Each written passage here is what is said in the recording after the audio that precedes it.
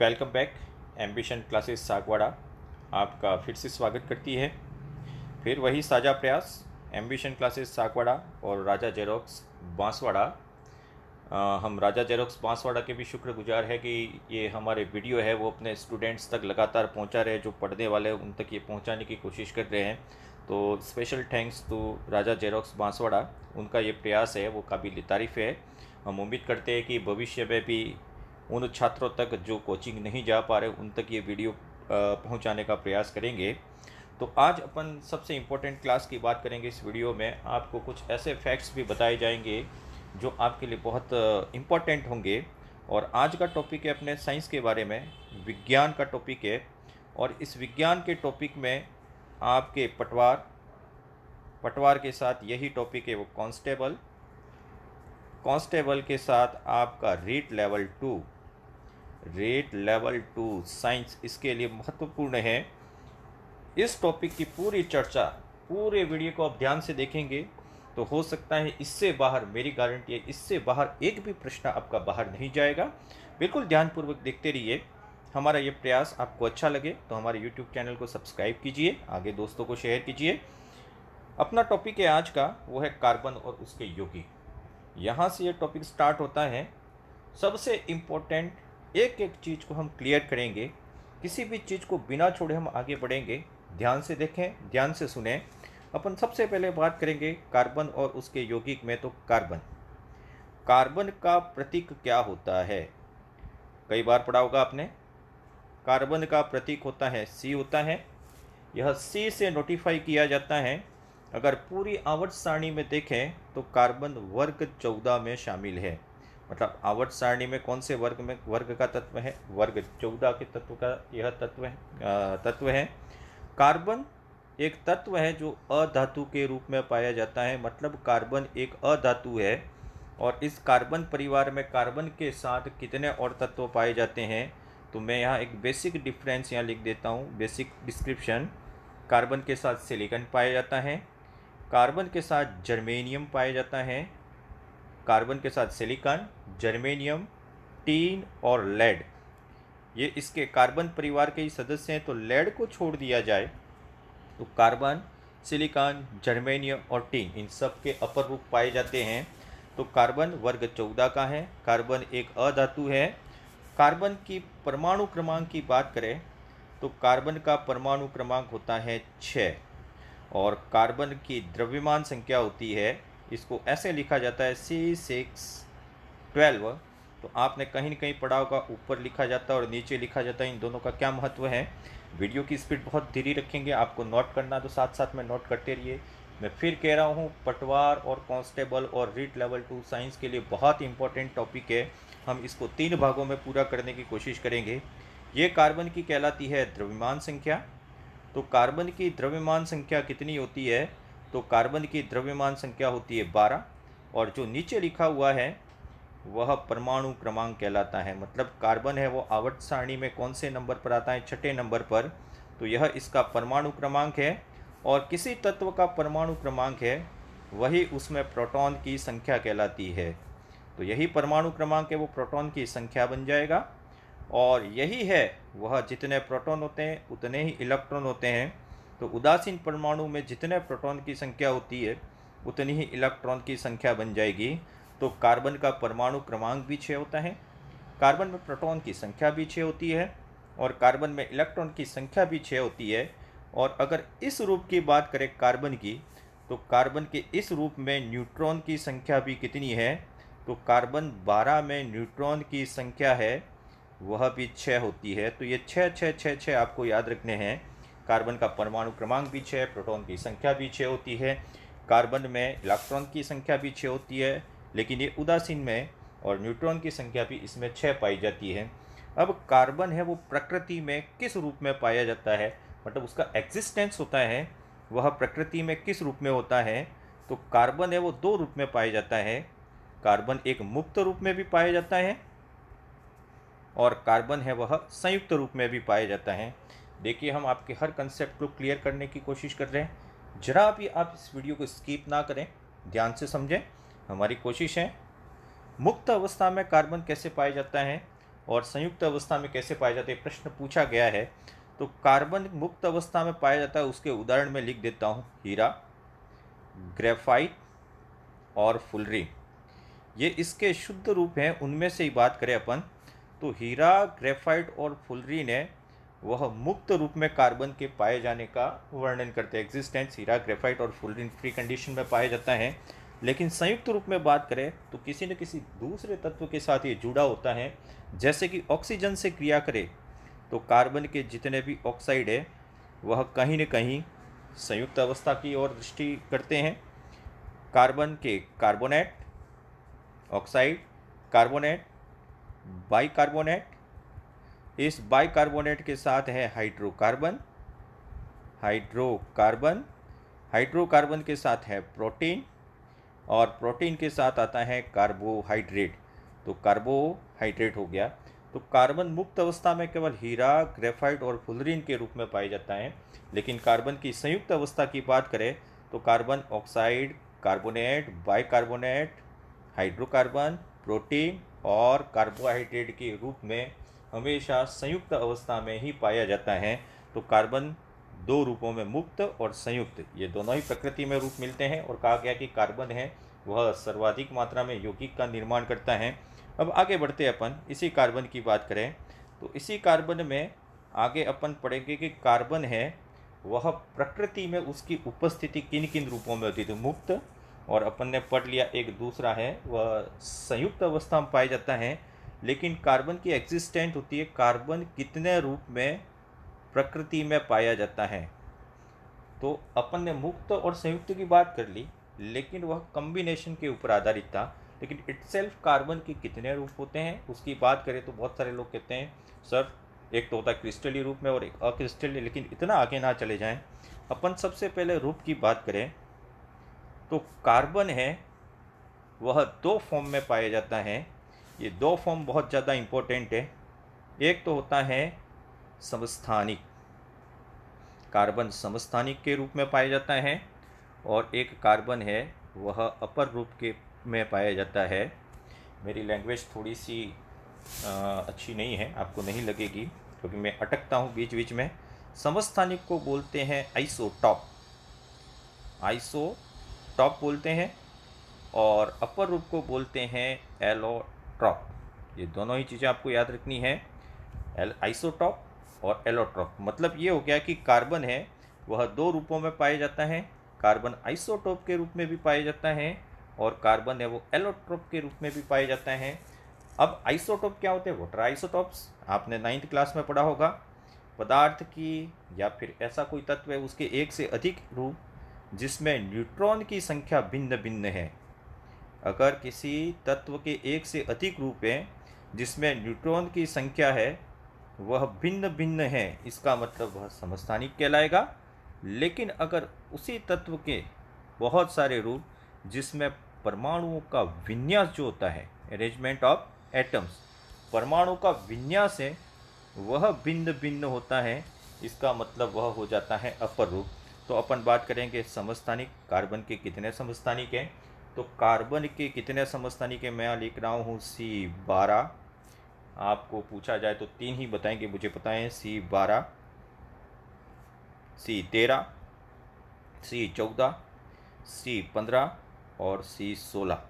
अब कहीं कहीं किताबों में केवल 12, 13, 14 लिखे हुए हैं। बहुत सारे टीचर्स कहते हैं कि राजस्थान की जो बोर्ड की बुक्स है उस पर ज़्यादा फोकस कीजिए, लेकिन आपको साइंस के स्टूडेंट है तो you have to be very updated knowledge. आपको अपने नॉलेज को अपडेट करना है, न्यूज़पेपर पढ़िए, मैगजीन्स पढ़िए। अब यहाँ बात करें कार्बन 12, तो कार्बन 12 को ही अंतर्राष्ट्रीय मानक रूप में माना गया है, मतलब ये स्टैंडर्ड रूप है कार्बन का। तो कार्बन 12 है वो अंतर्राष्ट्रीय मानक के रूप में कहीं न कहीं प्रयुक्त होता है, और इसी कार्बन 12 का इलेक्ट्रॉनिक कन्फिगरेशन लिखें तो वो होता है 1s2 2s2 2p2।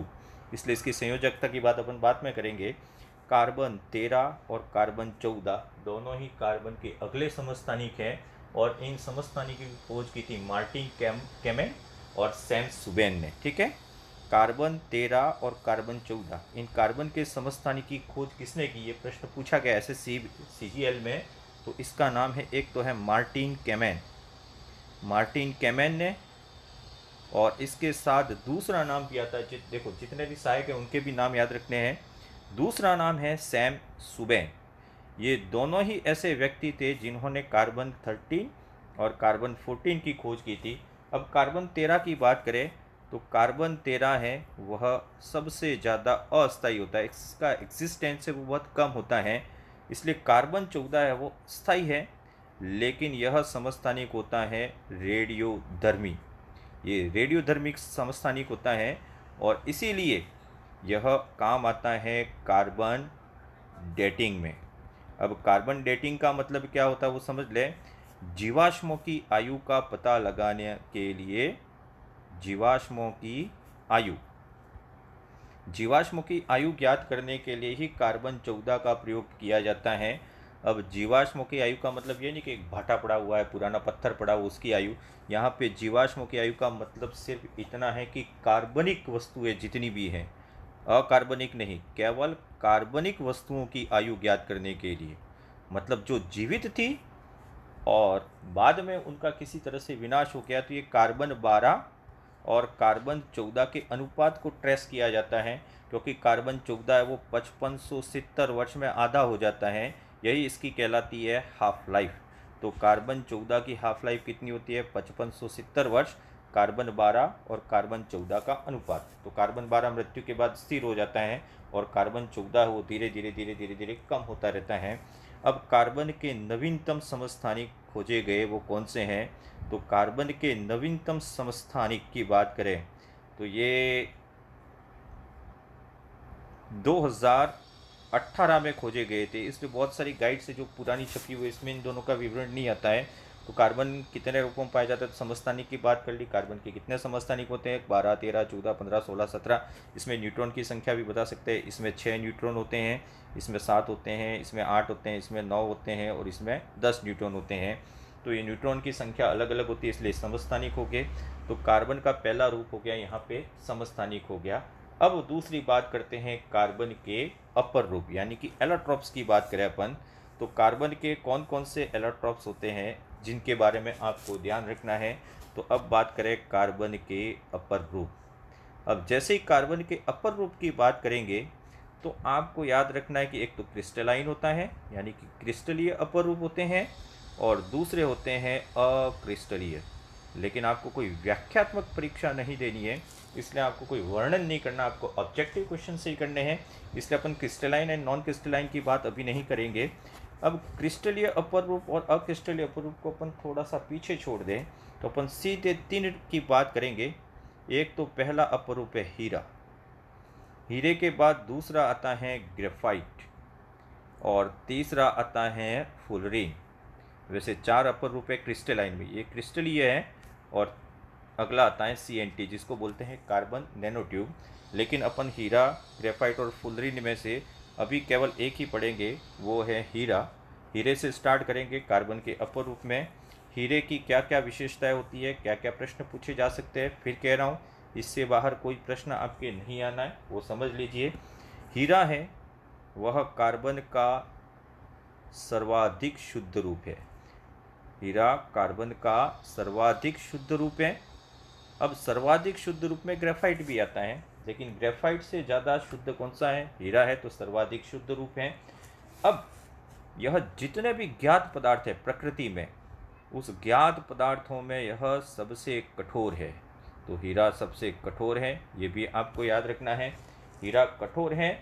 अब कठोर है इसका मतलब 2 चीज़ें आपको ये याद रखनी है कि यह जितने भी हीरा निर्मित होता है वो उसका घनत्व और गलनांक बहुत उच्च होता है।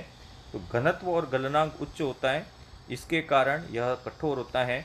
और हीरे की कठोरता का कारण क्या है? इसकी संरचना कैसी होती है? चतुष्फलकीय। हीरे की संरचना होती है चतुष्फलकीय, टेट्राहेड्रल, त्रिविमीय, 3D होती है, 3 डायमेंशनल होती है, इसलिए हीरा बहुत कठोर होता है।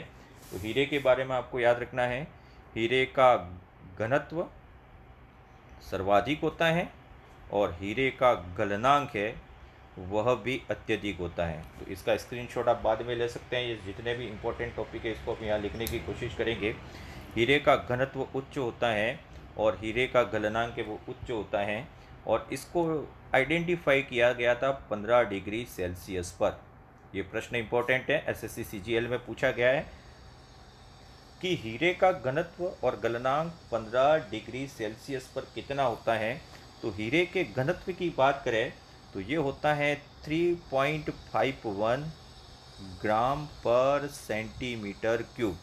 मतलब घन सेंटीमीटर में हीरे का घनत्व कितना होता है, 3.51 ग्राम प्रति घन सेंटीमीटर होता है। और इसका गलनांक इतने डिग्री सेंटीग्रेड पे कितना होता है, तो 3843 केल्विन। ये केल्विन में है, इसे ज़रूर याद रखें। तो ये दोनों ही चीज़ें हैं, हीरे का घनत्व कितना होता है और हीरे का गलनांक कितना होता है, दोनों ही इम्पोर्टेंट चीज़ें हैं। अब बात करें, हीरा है वह ऊष्मा और दूसरा है विद्युत। हीरा ऊष्मा और विद्युत इन दोनों का कुचालक होता है। ना तो ये हीट को कंडक्ट कर सकता है, ना इलेक्ट्रिसिटी को कंडक्ट कर सकता है। क्यों नहीं कर सकता? क्योंकि इसकी संरचना चतुष्फलकीय त्रिविम होती है और इसमें मुक्त इलेक्ट्रॉन का अभाव होता है। मुक्त इलेक्ट्रॉन का अभाव होता है, इस कारण हीरा है वह विद्युत का कुचालक होता है।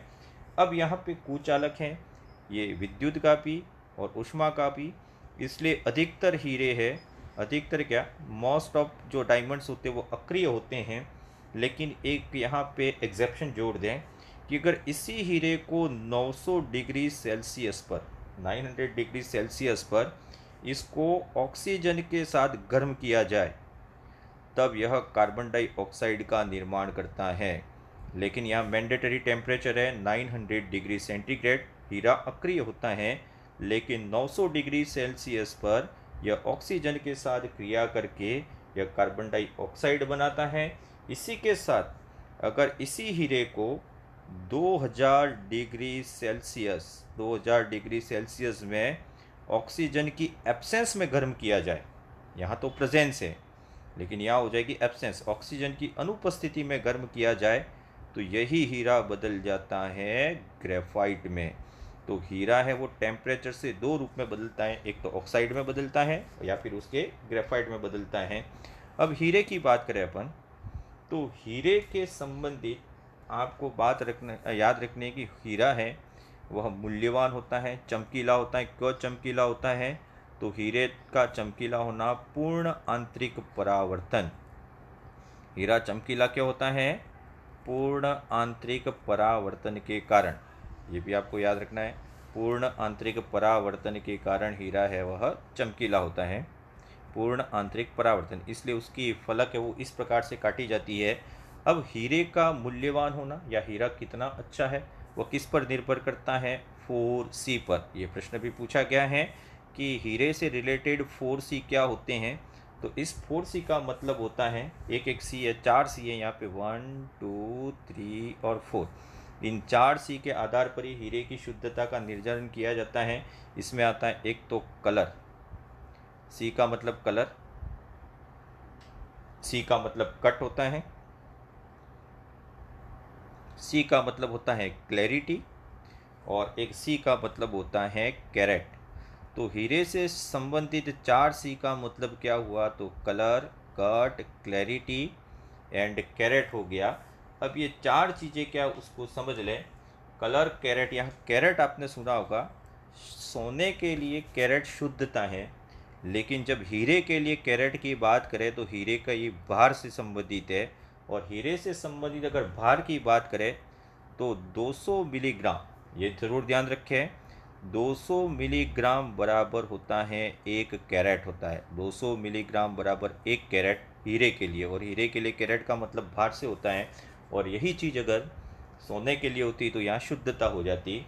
अब इसी कलर क्लैरिटी की बात करें तो एक चीज़ और आपको याद रखनी है कि अगर हीरा कलर यानी कि पारदर्शी है, कलर मतलब कलरलेस हो जाएगा, लेकिन हीरे में अगर कलर हो तो उन हीरो के नाम बदल जाते हैं। हीरे में कलर किस कारण होता है? तो किसी भी धातु की अशुद्धि के कारण, जैसे कि काला हीरा है, ये ध्यान रखें, जो काला हीरा होता है, ब्लैक डायमंड होता है, उस ब्लैक डायमंड को किस नाम से जाना जाता है, ये प्रश्न पूछा गया है। आपको याद रखना है, काले हीरे को कहा जाता है बॉल्ट, बॉल्ट के नाम से जाना जाता है काला हीरा। और एक आपने सुना होगा हरा, मतलब हरा हीरा हो जाए, जैसे कि माणिक, माणिक है वो हरा होता है। अब माणिक का रंग हरा क्यों होता है, तो उसमें एक धातु होता है, वो कौन सा होता है, एल्यूमिनियम। इस एल्यूमिनियम की अशुद्धि के कारण हीरा है वह हरे रंग का हो जाता है, और तब इसका नाम क्या दिया जाता है, माणिक दिया जाता है। अब यहाँ थोड़ा सा ध्यान रखें, कलर, कट, क्लैरिटी और कैरेट। कैरेट वो भार से संबंधित है, क्लैरिटी मतलब पारदर्शक हीरा बहुत मूल्यवान होता है। कट का संबंध किससे है, तो कट का संबंध है पूर्ण आंतरिक परावर्तन। जितने ज़्यादा कट्स होंगे उतना ही टोटल इंटरनल रिफ्रैक्शन होगा। और कलर, अगर कलर और आते जाएं तो अलग अलग प्रकार के हीरो में बदलता रहेगा। तो ये हो गया आपका हीरा हो गया। अब दूसरे नंबर पे चले अपन, हीरे के बाद आता है ग्रेफाइट, दूसरा अपर रूप है ग्रेफाइट। ग्रेफाइट को भी इसी तरीके से समझना है। ग्रेफाइट की क्या विशेषताएं हैं, तो ग्रेफाइट है वह भी 100% कार्बन है। ग्रेफाइट क्या है, 100% कार्बन है, मतलब ये भी कार्बन का शुद्ध रूप है, लेकिन इससे शुद्ध है वो हीरा है। इसकी संरचना उधर चतुष्फल की त्रिविमी होती है, लेकिन हीरे की संरचना होती है परतदार, लेयर्ड होता है ये परतदार, और षटकोणीय होती है। परतदार के साथ यह षटकोणीय होता है, और षटकोणीय होने के कारण एक मुक्त इलेक्ट्रॉन पाया जाता है, एक मुक्त इलेक्ट्रॉन की उपस्थिति होती है। इस मुक्त इलेक्ट्रॉन की उपस्थिति के कारण ग्रेफाइट है वह विद्युत का क्या होता है, सुचालक होता है। इंपॉर्टेंट है, ग्रेफाइट विद्युत का सुचालक क्यों होता है, एक मुक्त इलेक्ट्रॉन की उपस्थिति के कारण। हीरा विद्युत का कुचालक क्यों होता है, क्योंकि उसमें इस मुक्त इलेक्ट्रॉन नहीं पाया जाता है। अब हीरा परतदार भी होता है, इसके साथ ही हीरा है वह मुलायम होता है। आपने ग्रेफाइट है वो मुलायम होता है, हीरा कैसा होता है, कठोर होता है, ग्रेफाइट मुलायम होता है। क्यों होता है, तो यहाँ पे दुर्बल वांडरवाल बंध पाए जाते हैं। ग्रेफाइट में दुर्बल वांडरवाल बंध पाए जाते हैं। इन दुर्बल वांडरवाल बंध के कारण ग्रेफाइट है वह बिल्कुल मुलायम होता है। यह क्या काम आता है, तो यह क्या काम आता है, शुष्क स्नेहक के रूप में, ड्राई लुब्रिकेंट के रूप में काम आता है। लेकिन एक प्रश्न पूछा गया था, क्रांतिक तापमान, क्रिटिकल टेम्परेचर क्या होता है, तो यहाँ देखें 1500 डिग्री सेल्सियस, जितनी भी भारी मशीनें हैं 1500 डिग्री सेल्सियस तक तो ये पाउडर फॉर्म में होता है, तब तक ये ड्राई लुब्रिकेंट का काम करता है। लेकिन कोई ऐसी मशीन है जिसका टेम्परेचर 1500 डिग्री सेल्सियस से ज़्यादा हो जाए, इससे ज़्यादा हो जाए, तो यही पाउडर है वह बदल जाएगा द्रव में। ऑन दैट टाइम यह फिर भी काम करेगा, तब कौन से स्नेहक के रूप में काम करेगा, द्रव स्नेहक। तो ये पूछा गया है कि ग्रेफाइट के शुष्क स्नेहक और द्रव स्नेहक के बीच में क्रिटिकल टेम्परेचर कितना होता है, क्रांतिक तापमान कितना होता है, 1500 डिग्री सेल्सियस। 1500 से पहले यह शुष्क स्नेहक के रूप में काम करता है, और 1500 के बाद यह द्रव स्नेहक के रूप में काम करता है। अब इसकी आगे बात करें तो ये और क्या काम आता है, तो यह पेंसिल की लीड बनाने में, पेंसिल बनाने में नहीं है भाई, ये ध्यान रखें, पेंसिल की लीड। पेंसिल की लीड का मतलब आगे जो ये नॉब आती है, मतलब ब्लैक ब्लैक होता है, वो पेंसिल की लीड बनाने में ये काम आता है। और जब पेंसिल की लीड की बात करें तो पेंसिल की मार्किंग की जाती है HB। ये HB क्या होता है इसको भी समझ लें। यहाँ H का मतलब होता है हार्ड, और B का मतलब होता है ब्लैक। तो ये पेंसिल HB है, उसको पूरा होता है हार्ड और ब्लैक। ये हार्ड है वह, उसमें कोई कोई मृतिका मिलाई जाती है, तो हार्डनेस के लिए क्ले है वो उत्तरदायी है, जबकि उसमें कालापन है वो क्या होता है, ग्रेफाइट के कारण होता है। अब ये H और B का पैरामीटर कितना होता है वो भी आपको याद रखना है। तो ये H1, H2, HB1, HB2 ये पेंसिल के नाम सुने होंगे। तो एक तो H होता है और एक B होता है। H का मान है वह 1 से 16, इधर 1 2 3 4 5 6 16 तक होता है, और ब्लैक का मान भी 1 से लगाकर कितने तक होता है, 16 तक। मतलब 16 तक है तो बहुत डार्क पेंसिल है, और अगर H का मान 16 है तो वो बहुत हार्ड पेंसिल है। ये दोनों ही आपको याद रखने हैं।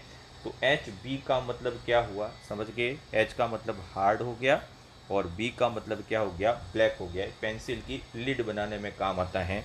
अब आज अंतिम रूप है इसका। कार्बन का अंतिम रूप की बात करें तो कार्बन का अंतिम रूप है फुलरीन। फुलरीन की बात करें तो फुलरीन के बारे में आपको कितने प्रश्न याद रखने हैं?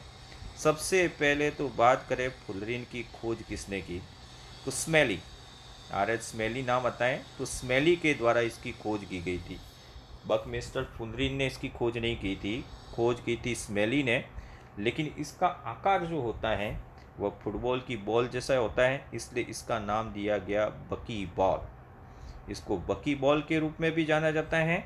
बकी बॉल के साथ साथ इसको फुलरीन भी नाम दिया गया। ये फुलरीन इसलिए नाम दिया गया क्योंकि एक आर्किटेक्ट थे जो गुंबद के आकार की संरचनाएं बनाते थे अपनी बिल्डिंग्स में। उनका नाम था बकमिंस्टर फुलरीन। इन्होंने खोज नहीं की थी, खोज की थी स्मेली ने। और ये नाम फुलरीन पड़ा वो बकमिस्टर फुलरीन की संरचनाओं के आधार पर पड़ा। अब एक नॉर्मल फुलरीन की बात करें तो उसमें कार्बन के परमाणु की संख्या कितनी होती है, तो कितने कार्बन होते हैं? 60 कार्बन। परीक्षा में अधिकतर ये 60 कार्बन वाले फुलरीन की ही बात पूछी जाती है। अब 60 कार्बन वाले फुलरीन की बात करें तो 60 कार्बन वाले फुलरीन में दो प्रकार से व्यवस्थित होते हैं। एक तो संरचना होती है कार्बन की ऐसी, कुछ कार्बन ऐसे जुड़े होते हैं 1 2 3 4 5 6 षटकोणीय आकार में, और कुछ कार्बन है वह इस प्रकार से जुड़े होते हैं पंचकोणीय आकार में। तो यह तो हो के षटकोणीय कार्बन कितने होते हैं, षटकोणीय फलक, मतलब इस प्रकार की संरचनाएं कितनी होती है और पंचकोणीय फलक कितने होते हैं। ये प्रश्न बहुत इंपॉर्टेंट है। 60 कार्बन वाले फुलरीन में षटकोणीय फलक कितने होते हैं और पंचकोणीय फलक कितने होते हैं। तो षटकोणीय फलकों की संख्या और पंचकोणीय फलकों की संख्या बताएं तो ये होते हैं 20 और ये होते हैं 12। 20 और 12 को जोड़ दिया जाए तो कुल मिला के कितने फलक हुए, 32 फलक हुए। अब प्रश्न हो गया दूसरा, 60 कार्बन परमाणु वाले फुलरीन में कुल कितने फलक होते हैं, 32 फलक होते हैं। इसमें षटकोणीय कितने होते हैं, 20 होते हैं। जबकि पंचकोणीय की बात करें तो पंचकोणीय फलकों की संख्या कितनी होती है, 12 होती है। अब कार्बन की ये बात कर ली अपन ने, कार्बन के अपर रूप की भी बात कर ली, कार्बन में कौन कौन सी विशेषता होती है उसकी भी बात कर ली अपन ने। अब फुलरीन के बाद अगर कुछ बचता है तो फुलरीन के बाद कार्बन नैनो ट्यूब है CNT। CNT के बारे में पूछा जा सकता है आपको, लेकिन आपको CNT के बारे में इतना ज़्यादा याद नहीं रखना है। आपको CNT के बारे में इतना याद रखना है कि कार्बन का नवीनतम रूप है, जो कार्बन का नवीनतम रूप है वह कौन सा होता है। तो कार्बन का नवीनतम अपर रूप है वह कितना है, कौन सा है, CNT, यानी कि कार्बन नैनो ट्यूब होती है। तो कार्बन के जो क्रिस्टलीय रूप थे वो इतने होते हैं। अब फुलरीन क्या काम आता है, तो फुलरीन क्या काम आता है, प्राकृतिक गैस के शुद्धिकरण में, प्राकृतिक गैस के शुद्धिकरण में फुलरीन काम आता है। और दूसरा होता है उच्च ताप पर अगर इसका टेम्परेचर बढ़ा दिया जाए, वैसे तो ये कुचालक होता है, लेकिन उच्च ताप पर ये क्या बन जाता है, हाइपर कंडक्टर, यानी कि अति चालक बन जाता है।